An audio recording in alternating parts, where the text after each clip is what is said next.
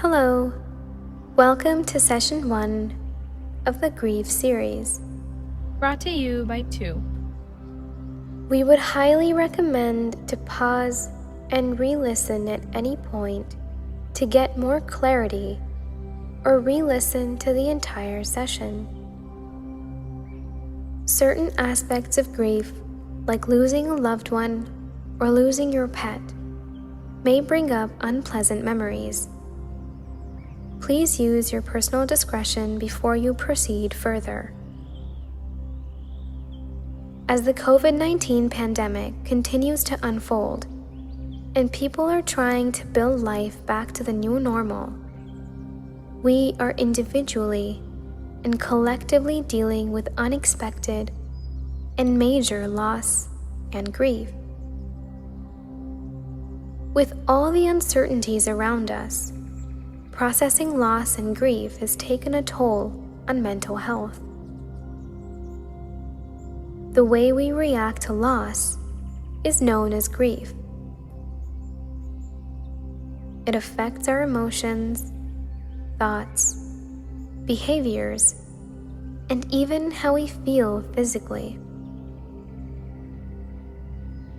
Grief is a normal and natural process after a loss, but can be very painful to work through. However, it needs to be acknowledged as it promotes the healing process, which also means that grief is a very individualistic emotion. No two people will experience it the same way. Even people having a common loss will react, feel, and deal with it differently. Grief is not just limited to losing a loved one. It encompasses anything that means a loss to us. For example, losing a pet, a job, a routine, a hobby, coming close to retirement, a romantic breakup, losing out on friends, losing a dream, or anything else that has left our lives. So how do we express grief? The way we express grief outwardly is called mourning. It takes many forms and differs from person to person and across cultures. The most common forms of mourning are crying, expressing through art or writing, or through rituals and prayers. Grief can be emotionally overwhelming, which may lead us to try to avoid our strong feelings.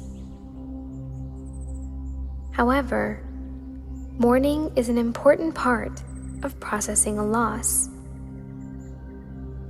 When we mourn in a healthy way, we may gradually come to a deeper understanding of what the person or thing we lost meant to us, which helps us to eventually restore hope and motivation. In this way, we can slowly re-engage in our daily lives, even if it's in a different way than before.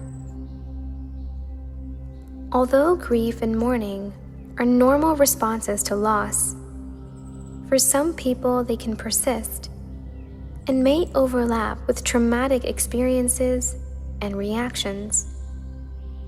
This can lead to significant and lasting mental health or substance use challenges. Some of the common feelings during grief and mourning are in the body, pit in the stomach, nausea, tightness in the chest and throat, oversensitivity to noise, a surreal feeling of breathlessness, muscle weakness, or lack of energy. In thoughts, disbelief. For example, it can't be true. Confusion, For example, trouble keeping thoughts straight. Preoccupation. For example, thinking very often about them. Sense of presence. For example, it seems like they're still here with me. I think I see them or hear them. In emotions, guilt and self-blame. Anxiety or fear. Anger. Loneliness. Fatigue. Helplessness. Shock. Yearning for the lost person. Numbness. These grief reactions may contribute to crying, trouble sleeping, a change in appetite, absent-mindedness, social withdrawal, dreams and nightmares, avoiding reminders, and trying to stay busy. Expect that you'll have ups and downs from day to day. But what happens when grief doesn't go away? It's normal to feel sad, numb, or angry following a loss.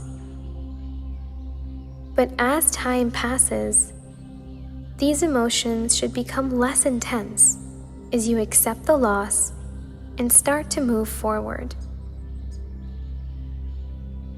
If you aren't feeling better over time, or your grief is getting worse, it may be a sign that your grief is developing into a more serious problem that needs professional help. Thank you for joining in. Tune in to the next session to know more about grief and its stages.